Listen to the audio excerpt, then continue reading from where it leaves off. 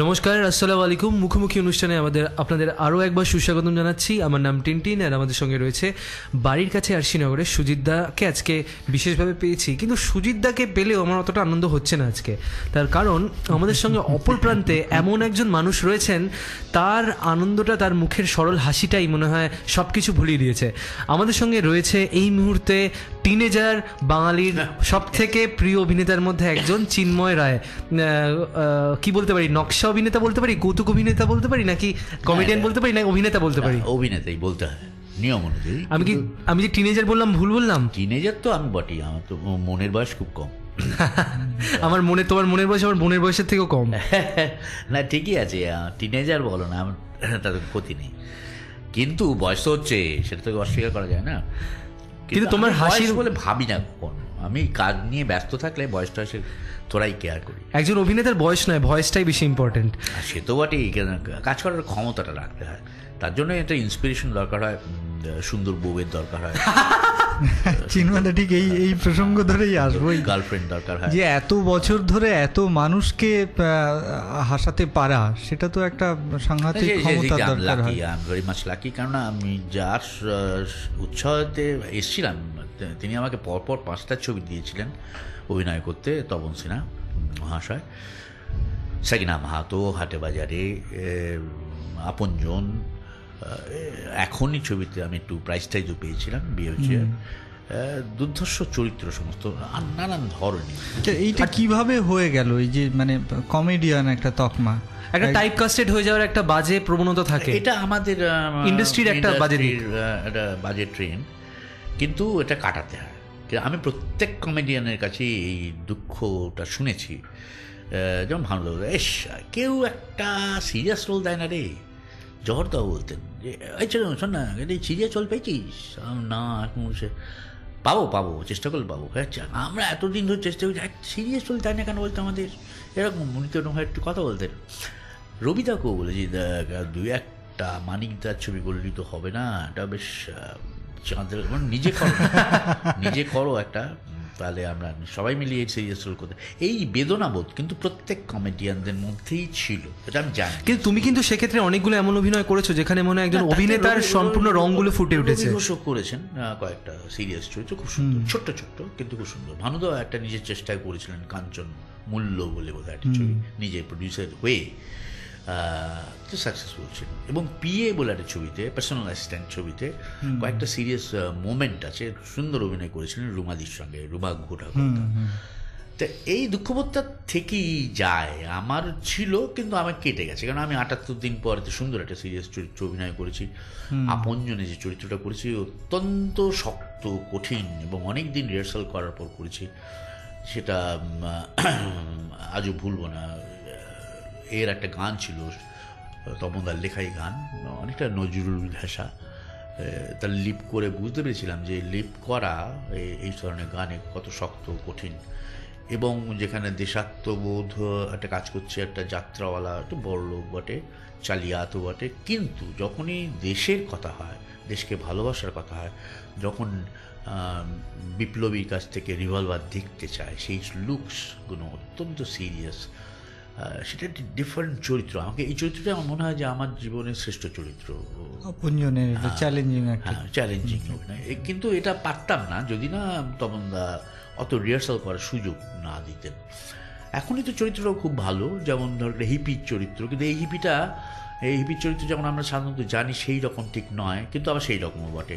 যেমন ব্যঙ্গও করেছিলেন যে আধুনিক চলচ্চিত্রকাররা অনেক সময় বুনুয়েল বা ডিসিকা এদের ছবি নকল করে যে স্ক্রিপ্ট করেন, তারও একটা ধাঁচ এসেছিল এই হিপির চরিত্রে। মানে এই একাধারে কবি এবং স্ক্রিপ্ট রাইটার, আবার ফিলোসফার, কিন্তু ভুল ভালো বলে। যেমন স্পোর্টসের খবর রাখে না, সে তখন বলে যে আচ্ছা ভালো ক্রিকেটার কে, তখন আমি একটা অন্যরকম অ্যাকসেন্ট নিয়ে আমি কথা বলেছিলাম। তুষার রায় কবি, সে যেভাবে কথা বলতো তাকে নকল করে, যে সবচাইতে বড় ক্রিকেট প্লেয়ার হচ্ছে ধ্যানচাঁদ। হকি খেলতেন, সুতরাং এরা উল্টোপাল্টাও বলতো, কিন্তু একটা সিরিয়াস কথা বলতো মাঝে মাঝেই, যে ওম শব্দটা কোত্থেকে এসছে, ও বলতো বোম থেকে। তো এই ওম শব্দটার আবিষ্কার, এই মানে আবিষ্কার করার ক্ষেত্রে এই যুবকটি, মানে হিপি যুবকটি আস্তে আস্তে সমস্ত কামনা বাসনা ছেড়ে দিয়ে পাহাড়ের দিকে চলে যাচ্ছে।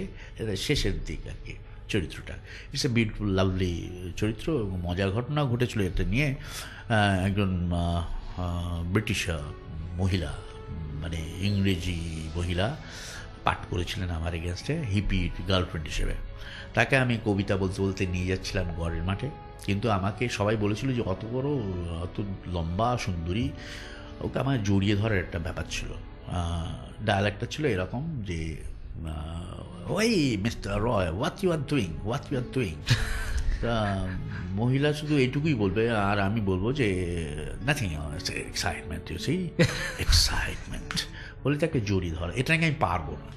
সেটাই এতবার করে সবাই মিলে বলেছে পারবি না বলতে আমার ওই জায়গাটা হর্ন ছিল যে এই জায়গাটা ফাটাতে হবে। তো যখন আমি গড়ের মাঠে এই শুটিংটা করছি, কবিতা বলতে বলতে যাচ্ছি, যেমন আধুনিক কবিতা হয় আর কি, দেখেছো নাকি ইলিশের চোখে আমার মুখ, এই করতে করতে যাচ্ছি, সেই সময় দেখা গেল একটা ভেড়ার পাল এসে গেছে আর কি ক্যামেরায়। তো তখন তো কাট করে না, তো আমিও কবিতা বলে যাচ্ছি। হঠাৎই মহিলার দিকে তাকিয়ে একটু মুগ্ধ হলাম তার শারীরিক আকর্ষণে, এবং তাকে আমি জড়িয়ে ধরলাম যেরকম বলা ছিল আমাকে। এই এমন জড়িয়ে ধরলাম যে ছাড়ছি না। আর ওদিকে ভেড়ার পালের মধ্যে একটা বেশ হৃষ্টপুষ্ট ভেড়া করলো কি, তার নিজের কাজ করে দিয়েছে না, এরকম পায়ের ওপর এমন ল্যাং গোছের বলে আর কি, 3-4টে গেল, তা মহিলাও পড়লো, আমিও পড়লাম ভেড়ার পালের মধ্যে, মানে প্রেমে ল্যাঙ্গি খেলা লাগলো, আমিও জড়িয়ে আছি। কখন যে কাট বলেছেন তপনদা তা আমি শুনতে পাইনি। সেইটা অনেকক্ষণ বাদে যখন জড়িয়ে শুয়েই আছি, ক্যামেরা অফ, তখন পিঠে হাত দিয়ে পরিচালক বললেন যে শটটা 5 মিনিট হয়ে গেছে, ডান, ওকে, আর তুমি এখনো জড়িয়ে শুয়ে আছো। এই প্রসঙ্গে আপনাদের শ্রোতাদের বলে দিই, যারা মহিলারা শুনছেন, আপনাদের কোনো ভয় পাওয়ার কারণ নেই, কারণ এখন কিন্তু উনি রয়েছেন রেডিওতে, আমাদের সঙ্গে রয়েছেন সেই চিন্ময় রায়, যিনি শট শেষ হওয়ার 5 মিনিট পরেও শটের মধ্যে এতটা ইনভলভ ছিলেন বুঝতে পারেননি। সেই শট এখন নয়, এখন অন্য শট হচ্ছে, এখন হচ্ছে রেডিওতে লাইভ। আমি তো মহিলার কাছে সরি চেক বলবো, হয়ে গেছে। বোঝা যাচ্ছে সেই প্রথম দিক থেকেই তুমি একজন ছেলে প্রকৃত লড়াকু, যে কোনো জিনিসই তুমি যুদ্ধক্ষেত্রে। ওই যে পারবে না বলেছে, কতটা পারি দেখি, বেশি পেরে গেছে একটু, এই আর কি। চিন্ময়দা, একটু অন্যরকম একটা কৌতূহল আছে, আমি সেটা একটু জেনে নিই। সেটা হচ্ছে, আপনারা যখন অভিনয় করেছেন এবং যে ধরনের চরিত্র পেয়েছেন, কমেডিয়ান শব্দটাও সেখানে অন্যভাবে দেখবার একটা প্রয়োজন হয়ে পড়ছে। কারণ দেখা যাচ্ছে ভানু বন্দ্যোপাধ্যায় বা জহর রায় বা রবি ঘোষ বা আপনারা যে ধরনের চরিত্র পেয়েছেন, সেই চরিত্রগুলোকে কেবলমাত্র কমিক রিলিফের জন্য ছবিতে ব্যবহার করা হয়নি। ছবিতে তার একটা অন্য গুরুত্ব আছে, অন্য মাত্রা আছে, আর আপনারাও অসাধারণ দক্ষতার সঙ্গে সেগুলো ফুটিয়ে তুলেছেন দাবি মেনে। হ্যাঁ, কিন্তু আজকাল কি সেইটা বদলে যাচ্ছে, যে কমেডি কেবল ঢোকানো হচ্ছে একটা মানে ফিলার হিসেবে, এরকম, মানে ফিলার ভাবলে মুশকিল আছে। এটা তো নয় যে মাঝখানে একটা গান গিয়ে দিলাম করলাম, তা না। আসলে ব্যাপার হচ্ছে যে গল্পের গতির সঙ্গে সিকোয়েন্সটা, কমেডি সিকোয়েন্স যদি না আসে, তখনই মনে হবে ফিলার। সেইভাবেই আসে আমাদের সময়ে, মানে খুব আমি স্বর্ণযুগই বলবো। সেই সময় আপনি লক্ষ্য করবেন যে শেষ পর্যন্ত খুব একটা আর্টিস্টিক ছবি নয় বা ভেনিসে যাবে এরকম ছবি নয়, কিন্তু পরিষ্কার পরিচ্ছন্ন সামাজিক গল্প। তাতে করে যেভাবে কমেডি, যেমন দুঃখের ট্র্যাজেডিও থাকে না সামাজিক গল্পে, ট্র্যাজেডির মধ্যে দিয়েও আস্তে আস্তে ভেতরে ভেতরে দেখা যায় যে মানুষকে যাতে বোর ফিল না করে, মানুষ যে সমস্ত চরিত্র আছে তাদের মধ্যেই একটা মজাদার চরিত্র রাখতেন বা একটা কিছু সিকোয়েন্স রাখতেন, যে গল্পের সঙ্গে মিশিয়ে বেশ মানে ঝাল ঝোল মশলাটা ঠিক থাকতো। তাতে করে হয়তো টেস্টি হতো ব্যাপারটা, মানে সম্পৃক্ত একটা রান্না হতো, দ্রষ্টব্য দিক থেকেও ভালো হতো, ফোনেটিক্যালিও ভালো লাগতো। এই যে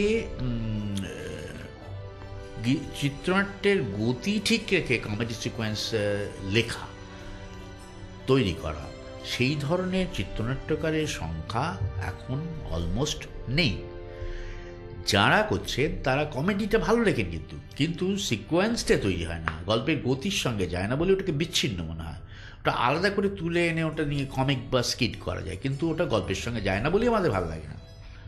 আদারওয়াইজ অনেক এলিমেন্টস বেড়ে যাওয়া সত্ত্বেও এটা যে কেন হচ্ছে না আমিও খুব আশ্চর্য। অনেক কমেডি এলিমেন্টস বেড়ে যাওয়া সত্ত্বেও কেন আমাদের ছবিতে কমেডি আসছে না। মানে আমি বলছি স্যাটায়ার অলসো, স্যাটায়ার মানে যেমন চার্লি চ্যাপলিনের ছবিতে আমরা দেখেছি, বা পরশ পাথরে দেখেছি, বা গুপি গায়নের মধ্যেও কিছু কিছু পেয়েছি, তপন দারণের ছবিতে পেয়েছি, ইভেন এর ছবিতে পেয়েছি, সত্যজিৎ রায় সিনেমাতেও পাওয়া গিয়েছে। হ্যাঁ করেছি আমি তো গুপি গায়নের একটা ছোটো পাঠ করেছি আমি চিড়িয়াখানা বলে একটা ছবিতে, পানুগোপাল করে নাম করেছিলাম, বোবার চরিত্র, খুব সুন্দর। কিন্তু সেই প্রতিভা নেই। এই যে যেমন ধরুন আমাদের যে আমরা যে সুযোগ পেয়েছি তার বেশিরভাগটাই হচ্ছে তপন সিনহা, তরুণ মজুমদার, অজয়, প্রবাদ প্রতিম কিংবদন্তি সব মানুষের সঙ্গে কাজ করার সুযোগ ঘটেছে। সত্যজিৎ রায়, তখনকার মাঝারি ভালো ছবি যারা করতেন, পীযূষ বসু, সলিল দত্ত যে স্ত্রী করেছিলেন, যে বাচ্চাদের ছবিও করেছেন, হিরে মানিক, হ্যাঁ, এরাও যে এত শিক্ষিত ছিলেন। এবং শিক্ষিত বলতে আমি কিন্তু যে ইউনিভার্সিটি স্ট্যাম্প তা নয়, শিক্ষিত বলতে যে এই মিডিয়ার সমস্ত কলা কুশলীর কাজটা জানতেন, কলা কৌশলটা জানতেন, সেই হিসেবে শিক্ষিত। যার জন্য দেখা যায় যে আগেকার গানের কথাই কি কত সুন্দর।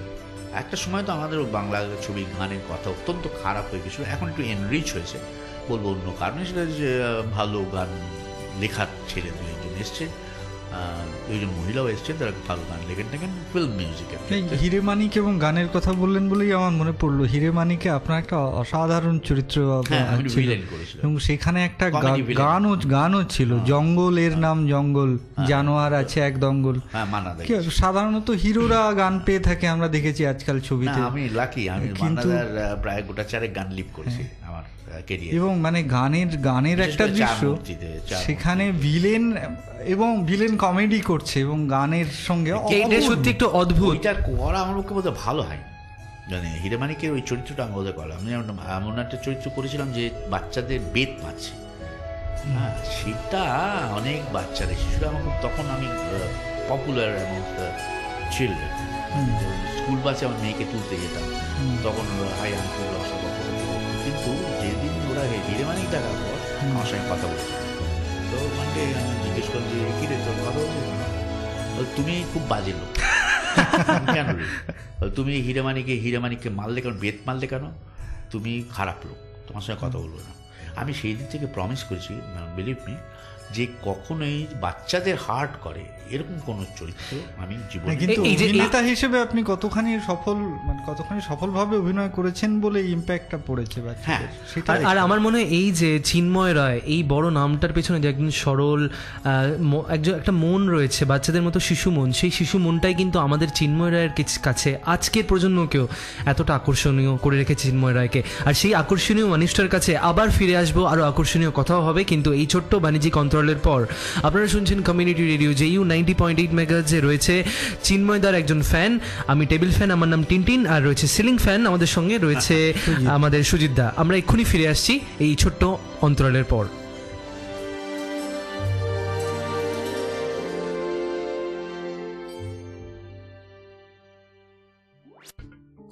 যদি এক মুঠো কলি না ফুটত, এক রাশ ফুল দেখে এক ঝাঁক অলি কি জুটত, আমার এখানে থাকা, কথা দিয়ে ছবি আঁকা, অলি নেই কলি নেই লাগতো, যদি 90.8 মেগাহার্টজ রেডিও JU না থাকতো। আমি দেবাশিস বসু, রেডিও JUর শ্রবণ সঙ্গী, কমিউনিটি রেডিও JU 90.8 মেগাহার্টজ। নামটির মধ্যে একটা ওজন রয়েছে, শুভ বোধের ওজন স্তর ঠিক রাখবে বলেই, যাতে সব বয়সের সবাই প্রাণ খুলে নিঃশ্বাস নিতে পারে, বিশ্বাস পেতে পারে। নিয়মিত শুনুন কমিউনিটি রেডিও JU 90.8 মেগাহার্টজ। এই কমিউনিটি রেডিওতে আপনিও আসতে পারেন সময় পেলেই। রেডিও JU অর্থাৎ কমিউনিটি রেডিও 90.8 মেগাহার্টজ আমি শুনি, আপনারাও শোনেন তো?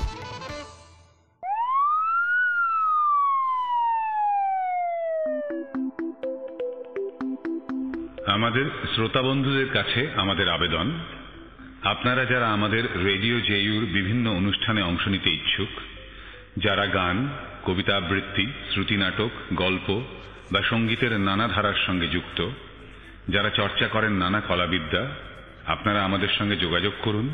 আমাদের অনুষ্ঠানে অংশগ্রহণ করতে এগিয়ে আসুন। আমাদের যোগাযোগ করার নাম্বার 24146060। আরও বিশদ তথ্য এবং রেজিস্ট্রেশনের জন্য এক্ষুনি ফোন করুন। আমি আবার বলছি, আমাদের যোগাযোগ করার নাম্বার 24146060। আমাদের সাথে যোগাযোগ করার ঠিকানা যাদবপুর বিশ্ববিদ্যালয়ে 2 নম্বর গেটের কাছে, হাই টেনশন ল্যাবের 3 তলায়, রেডিও জেইউ স্টুডিওতে। মনে রাখবেন, এই সুযোগ আপনার কাছে আনছে শুধুমাত্র কমিউনিটি রেডিও জেইউ, যাদবপুর বিশ্ববিদ্যালয় নিজস্ব রেডিও স্টেশন।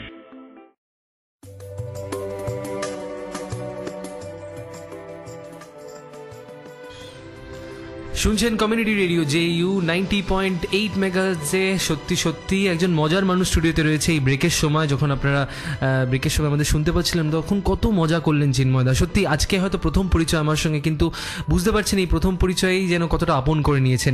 এর মধ্যেই তো একজন বড় মানুষের তার আসল পরিচয় পাওয়া যায়। চিন্ময়দা আজকে আমাদের সঙ্গে স্টুডিওতে রয়েছে টিনটিনের সঙ্গে সুজিতদা।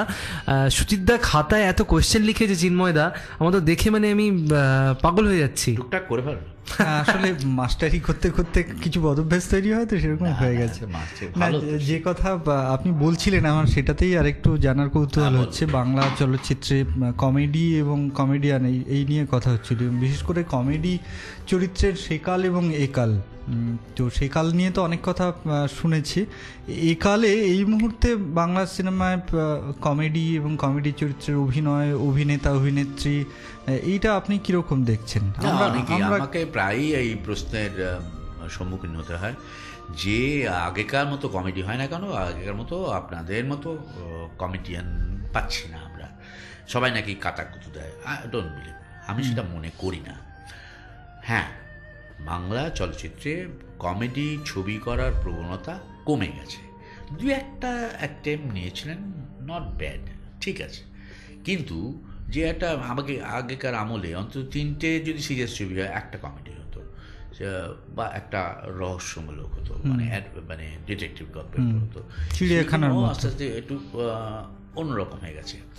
এখন যে ট্রেনিংটা এসছে সে খুবই খারাপ। যেমন তেলেগু ছবি বা সাউথ ইন্ডিয়ান ছবি বাংলাদেশের ছবি থেকে ধার করে, ধারণা অনুপ্রেরণা বলে, আমি বলবো ধার করে করা, এবং ফাইট সিকোয়েন্স ঢুকে একটা অ্যাকশন প্যাক্ট নাকি স্পিড নাকি বেড়ে গেছে জীবনের, সেই জন্য এসব করতে হচ্ছে। তারপর আর এখন বাজেট দেখেছো একটা চিন্ময়দা, তোমরা এত কম বাজেটে এত ভালো ভালো ছবি বানিয়েছো, আর এখন বাজেট কত বেড়ে গেছে দেখাচ্ছ, এটা তো ভালো দিক। অনেকে বাড়িয়ে বলে টলে, এখন বাজেটটা অনেকে বাড়িয়ে করে, অনেকে আবার ছোট বাজেটও সুন্দর ছবি করে আছে। কিন্তু সিরিয়াস ছবি করার প্রবণতায় কয়েকজন ভালো ডিরেক্টর আমরা পেয়েছি, যেমন অপর্ণা সেন আছেন, গৌতম আছেন, বুদ্ধদেব বাবু আছেন, তারপরে নবেন্দুদা ছিলেন। এরা কেউ তো হাসির ছবি নিয়ে আলাদা করে খুব একটা ভাবলেন না। এই যে ঋতুপর্ণ, এও সুন্দর ছবি করে। 2-একটা ছবি হয়তো আমার ভালো লাগেনি, কিন্তু অন্য ছবিগুলো বিশেষ ভালো লেগেছে। অনেক ছবি আছে এদের কাছে আমার একটাই আবদার হচ্ছে, এদের কাছে আমি প্রে করছি যে ওরা যেন সহজ সরল কমেডি পরিবেশন করেন, কারণ এরা শিক্ষিত। তাহলে কিন্তু সুস্থ এবং বাংলা চলচ্চিত্রের মান বাড়াতে পারে কমেডি চলচ্চিত্র। আচ্ছা চিন্ময়দা, এরা করছেন না যে সেটা এটা পার্সোনাল, কিন্তু আমি আঘাত করছি সেই জায়গাটাতেই, যেহেতু বাঙালি হাসতে ভুলে যাচ্ছে, বাঙালি মনোপ্রাণকে একটু আনন্দ দান করার জন্য সিম্পল এন্টারটেইনমেন্ট কিন্তু মানুষকে অনেক বেশি এগোবে তোলে, এবং তাদের শৈল্পিক দিকটা কোনো রকম ক্ষতি হয় না। হয়তো বিদেশে প্রাইজটা পেলাম না, দ্যাট ইজ কোয়াইট ডিফারেন্ট, কিন্তু এদের জন্য ছবি করা উচিত, মানুষের জন্য, বাঙালি সমাজকে আরও একটু আনন্দের জগতে পৌঁছে যাচ্ছে। হ্যাঁ, একটা কৌতূহল আরও থেকে যাচ্ছে। কমেডি বা অন্তত বাংলা ফিল্মে আমরা যেটা দেখছি, কমেডির জগৎটা মনে হচ্ছে কেবল পুরুষের দখলে। সেই অর্থে সাবিত্রী চট্টোপাধ্যায় ছাড়া সেরকম কোনো অভিনেত্রীকে আমরা পেলাম না যাকে ব্যবহার করা হলো কমেডি ছাড়া। খুব ভালো, তনিমা খুব ভালো করেন, তনিমা ভালো করেন, এবং অনামিকা শাহ, এরা দুরন্ত অভিনেত্রী, কমেডিয়ান হিসেবে। সাবিত্রীর কথা ছেড়ে দিন, ও তো যা যে অভিনয় দেবেন মানে জলের মতো করে দেবে, অত্যন্ত ওর মতো। ও লেডি চার্লি চ্যাপলিন, বুঝলেন না? এত কম কেন হলো মানে বাংলা সেভাবে এতজন আমরা পুরুষ অভিনেতা? বাংলা ছবিতে যদি না, বাংলা কমেডি ছবি না হলে লেডি কমেডিয়ান কোত্থেকে বেরিয়ে আসবে? কিন্তু বাংলা এখন টেলিভিশন যেভাবে বারবারন্ত, সেখানে তো সুযোগ তো আছে। সুযোগ তো তনিমা তো প্রমাণ করে ছেড়েছে যে ভালো কমেডি করতে পারে, এবং অনামিকা তো পারেই। কিন্তু আমরা যদি দেখা যায় যে সুযোগ দিই ইভেন এই আমাদের ঋতুপর্ণাকেই, তাহলেও কিন্তু ভালো কমেডি করবে, কিন্তু সুযোগটাই তো পাচ্ছে না, মানে সেই রকম সাবজেক্ট তো হচ্ছে না, কিন্তু তৈরি করতে হয়। এগুলো তো হঠাৎ জন্মায় না, না ধরুন করা নেই। মলিনা দেবী যেমন কমেডি করতে পারতেন, তেমনি সিরিয়াস অভিনয় করতে পারতেন। এই যে বহুমুখী প্রতিভা, আর একটা অভাব আছে। মলিনা দেবীর মতো হয়তো পাওয়ারফুল অ্যাক্ট্রেস, হয়তো, বা সাবিত্রীর মতো পাওয়ারফুল অ্যাক্ট্রেস। আচ্ছা, চিন্ময় রায়কে যদি একজন রেডিও স্টেশনের উঠতি আর যে জিজ্ঞাসা করে যে চিন্ময়দা চার্লি চ্যাপলিনের সঙ্গে যদি একদিন দেখা হয়, 5 মিনিট কথোপকথন হয়, সেই কথোপকথনে কি কি বিষয় থাকবে? খুব ইন্টারেস্টিং কোয়েশ্চেন করেছো, যেরকম কেউ করে না। Thank you. চার্লি চ্যাপলিনের সঙ্গে দেখা হলে আমি প্রথমেই জিজ্ঞেস করতাম যে আপনি সকালে উঠে কি ভাবেন, প্রথম। দ্বিতীয় প্রশ্ন করতাম যে আপনি কি সত্যি সত্যি সার্কাস পার্টিতে কখনো ছিলেন? মানে জোকারের যে সমস্ত গুণ থাকে, সেই গুণগুলো কি করে অর্জন করলেন। আরেকটা কথা, টু পেনিট্রেট দ্য লাইফ, মানুষের জীবনকে পেনিট্রেট করে দেখার ক্ষমতা কোত্থেকে পেলেন, এগুলো কোয়েশ্চেন থাকতো আমার কাছে। আপনি এত আবেগপ্রবণ যে সবসময়ই গরিবদের হয়ে কথা বলার এই যে উৎসাহ কি করে পেলেন? যখন ধনী হয়েছেন, রিচ হয়ে যাওয়ার পরও, অনেক টাকা পয়সা, আপনার ছোট জীবন খুবই দুঃখের গেছে, কিন্তু যখন আপনি প্রচণ্ড নাম করেছে পৃথিবী জুড়ে, আপনার নাম, এত টাকা পয়সা, হ্যান ত্যান, তার সত্ত্বেও কি করে একটা মানে জোকারের অভিনয় করেন, বা স্টেজে একটা কি বলে যে ওই ফিলারের কাজ করতেন, যে ডান্সের ইন বিটুইন ডান্স এসে একটা কমেডিয়ান এসে নানা রকম কমেডি করে চলে যেত। তাতে প্যান্টোমাইমের ব্যাখ্যা টাক্কা, প্যান্টোমাইমও আছে। এগুলো কি করে অর্জন করলেন, কোথায় শিখলেন? এই উত্তর মনে হয় তার অভিনয়ের মাধ্যমে তিনি অনেকবার দিয়েছেন তোমাকে, কিন্তু ওর গুরুকে। কিন্তু আমার কাছে এখন আমার একটা কোয়েশ্চেন আছে। আমার কোয়েশ্চেনটা হলো যে তুমি যেমন চার্লি চ্যাপলিনকে দেখলে বলতে, আমার কাছে এখন চার্লি চ্যাপলিন কিন্তু আর কেউ নয়, চিন্ময় রায়।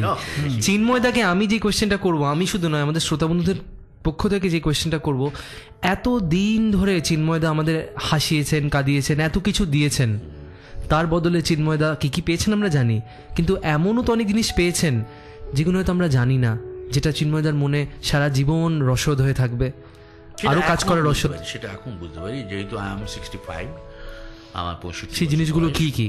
প্রথম কথা হচ্ছে যে সামান্য কাজ করেছি আমার মতে, যে থিয়েটারের জগতে, চলচ্চিত্রের জগতে, কিন্তু তাতেই গ্রামীণ মানুষ থেকে আরম্ভ করে শহরের মানুষজন, বুদ্ধিজীবীরাও বটে এবং সাধারণ মানুষ বটে, একেবারে নিম্ন শ্রেণীর যারা, নিম্ন শ্রেণী বলতে আমি কোনো অপমানকর কথা বলছি না, একদম মাটির মানুষেরা, হ্যাঁ, একেবারে রিক্সাওয়ালা, রিক্সা চালায়,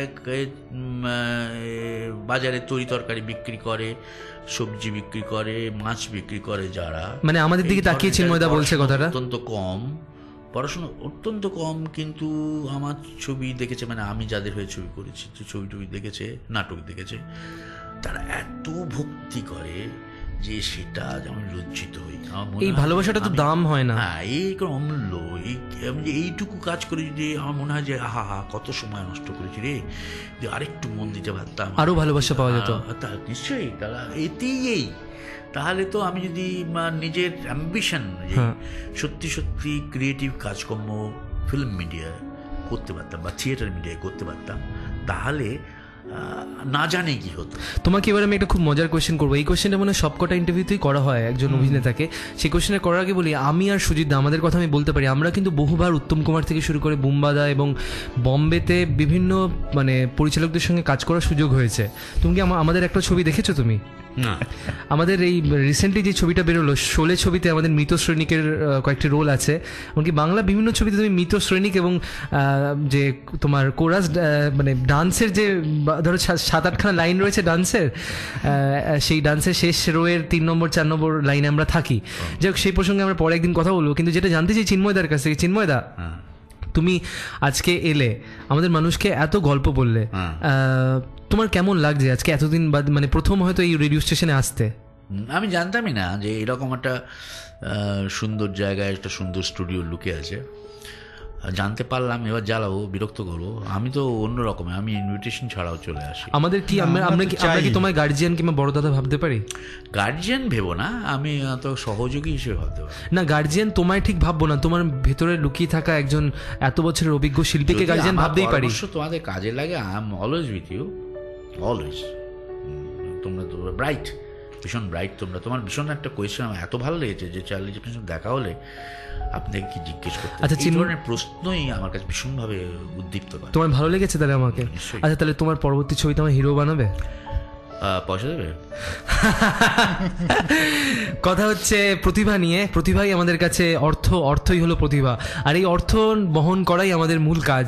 আপনারা শুনছেন কমিউনিটি রেডিও জেইউ। আজকে চিন্ময়দাকে ধন্যবাদ জানাচ্ছি না, কারণ ভেবেছিলাম আগে স্ক্রিপ্টে লেখাও ছিল ধন্যবাদ জানাতে হবে শেষে, কিন্তু এরকম যে একটা সম্পর্ক আমরা তৈরি করতে পারবো আধা ঘন্টাতেই আমরা ভাবতে পারিনি।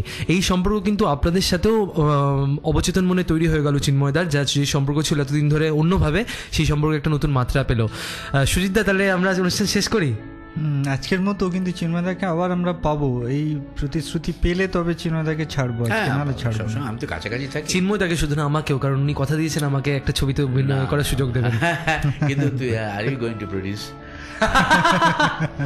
আমাদের জানান যে এই ছবিটি অপেক্ষায় আছে, আপনি জানান যে আপনি আমার চিন্ময়দার এই ছবিতে প্রডিউস করবেন কিনা, কিংবা এই অনুষ্ঠান আপনার কেমন লাগলো। আমাদের নাম্বার হলো 24146060। আবার বলছি 24146060। আবার একদিন ফিরে আসবো।